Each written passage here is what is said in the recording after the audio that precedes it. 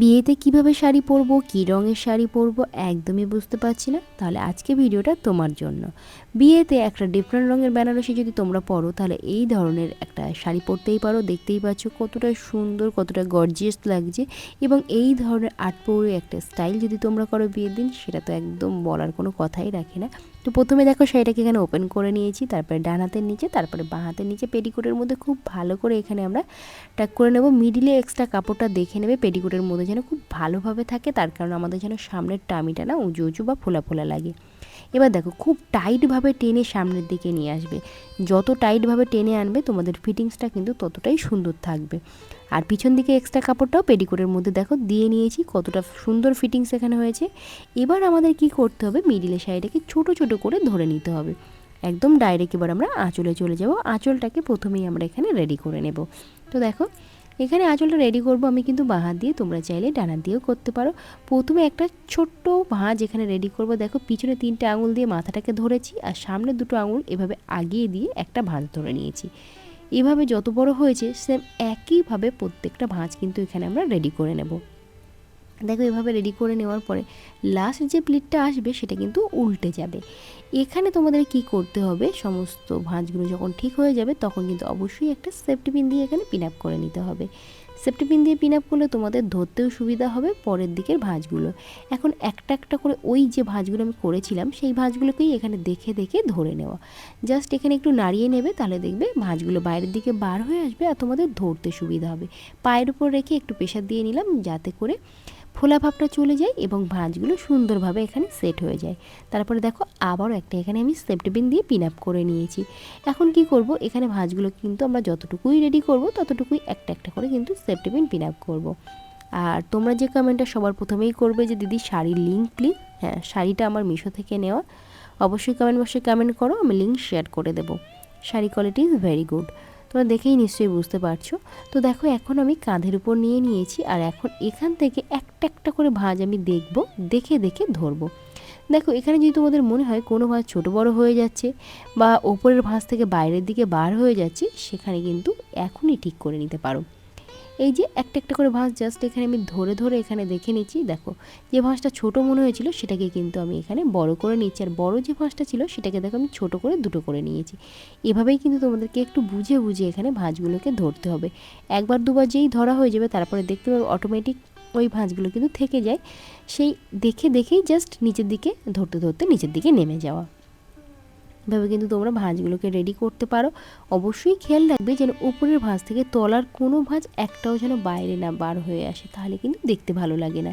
আর আমার প্রিয় দর্শক, আমার চ্যানেলে তো প্রচুর শাড়ি এবং তোমরা দেখতে পেয়ে যাবে, যেমন গায়ে হলুদে কীভাবে পরবে, ইউনিক স্টাইলে, লেহেঙ্গা স্টাইলে, যেমন খুশি তেমন কিন্তু তোমরা গায়ে হলুদের জন্য এখানে শাড়ি পেয়ে যাবে, বৃদ্ধির জন্য শাড়ি পেয়ে যাবে কীভাবে পরবে, এবং বিয়ের জন্য কীভাবে শাড়ি পরবে সেটা তো আজকে দেখিয়ে দিলাম। নেক্সট ভিডিওতে আমি বলে দিয়েছি যে রিসেপশনে কীভাবে তোমরা একটা সুন্দর ডিজাইনের শাড়ি পরতে পারো। তো এভাবে কিন্তু তোমরা অবশ্যই আমার চ্যানেলটা ফলো করে শাড়ি পরা শিখে যেতে পারো, এবং যারা একদম শাড়ি পরতে পারো না, স্টেপ বাই স্টেপ কিন্তু আমার চ্যানেলে দেওয়া আছে। একটু তোমরা ভালো করে ভিডিওটা দেখো, দেখার সাথে সাথে এভাবে কিন্তু তোমরা শাড়িটা পরতে থাকো। পরতে থাকলেই তোমরা কিন্তু আশা করি শাড়ি টাইপিং শিখে যাবে, কোনো ধরনের কোনো অসুবিধা তোমাদের কিন্তু হবে না। আমি যেটা বলছি সেটা অবশ্যই খেয়াল রেখো, আর অবশ্যই দেখে দেখে করো। খুব সহজেই কিন্তু শাড়ি পরা শিখে যাবে। পিছন দিকে আঁচলটা দেখে নেবে, যদি তোমাদের নিচ মানে মেস না ছুঁয়ে যায় তাহলে সামনের দিকে এসে আবার একটু ভাঁজগুলোকে এভাবে ধরে নেবে। এখন দেখো আমাদের পিছনে আঁচলটা মেস ছুঁয়ে গেছে, এক্ষেত্রে আমরা কি করব, আর আমরা কিন্তু সামনের দিকে ভাঁজ রেডি করব না। এখন আমরা শোল্ডারের এখানে একটা সেফটি পিন দিয়ে ব্লাউজের ভিতর থেকে পিন আপ করে নেব এই ভাঁজগুলোকে। ব্লাউজের সঙ্গে কিন্তু টোটাল শাড়িটা তোমাদের পিন করতে হবে। এই যে কিছুটা শাড়ি এখানে আমরা ছেড়ে রেখেছি, রাখার পরে এখনই কিন্তু করবো আমরা কি কুচিটা রেডি করার জন্য দেখো 4টে আঙুল এভাবে ছড়িয়ে টামির ওপর ধরবে। যখনই ছড়িয়ে ধরবে দেখবে একটা বড় দেখে ভাঁজ কিন্তু অলরেডি রেডি হয়ে যাবে। ওই অ্যাকর্ডিং দেখো প্রত্যেকটা ভাঁজ কিন্তু ওই মেজারমেন্টে কিন্তু তোমরা করে নিতে পারবে। আর লাস্ট যে ভাঁজটা আসবে সেটা তোমাদের যতটুকু এক্সট্রা শাড়ি থাকবে টোটালটাই একটা নিয়ে কিন্তু ভাঁজ রেডি করে নেবে। দেখো ঠিক এভাবে। এবার তোমাদের কি করতে হবে, প্রত্যেকটা মাথা একদম সমান করে ধরতে হবে, তাহলে কিন্তু পাড়ের নিচের দিকে যে মাথাগুলো ছিল সেগুলোও সমান হবে। এভাবে একটু হালকা হাতে নাড়িয়ে নেবে, কারণ এখানে ভীষণভাবে কিন্তু আমাদের কুচি অগোছালো থাকে, আর এই জায়গাতে ম্যানেজ করতে কিন্তু বেশিরভাগ মানুষের অসুবিধা হয়, অন্যের সাহায্যে নেয়। যারা ভাবছে অন্যের সাহায্যে নিতে পারছি না, তারা আয়নার সামনে গিয়ে যেভাবে আমি দেখিয়ে দিচ্ছি একটা একটা করে এভাবে ভাঁজ ধরে মিডিলটাকে একটু উঁচু করবে, তারপর নিচের দিকের প্রত্যেকটা ভাঁজ একটা একটা করে এভাবে ধরবে। যদি ঠিকঠাক না থাকে ভাঁজগুলোকে ঠিক করে নেওয়ার চেষ্টা করবে, আর তারপরে উপর থেকে নিচ পর্যন্ত হাত দিয়ে এখানে চেপে নেওয়ার পরে এভাবে আঁচলের মাথাটা একটু ফোল্ড করে ভিতরের দিকে তোমরা দিয়ে নেবে। তাতে করে কুঁচির মাথাটা সমান হয়ে নিচের দিকে কিন্তু দাঁড়িয়ে থাকবে, কোনো দিকে কিন্তু ঘুরবে না। আর তারপরে দেখো কুঁচির পিছন দিকে প্রত্যেকটা মাথায় ভাবে আমি উঁচু উঁচু করে টেনে ধরলাম, তার কারণ কিন্তু তলার ভাঁজগুলো আমাদের সমান হবে। অবশ্যই প্রত্যেকটা স্টেপ কিন্তু তোমরা ফলো করবে। যখন দেখছি নিচে ভাঁজ একদম পারফেক্ট আছে, মেস ছুঁয়ে আছে, এক্সট্রা কাপড়টা আমরা পেটিকোটের মধ্যে দিয়ে নেব।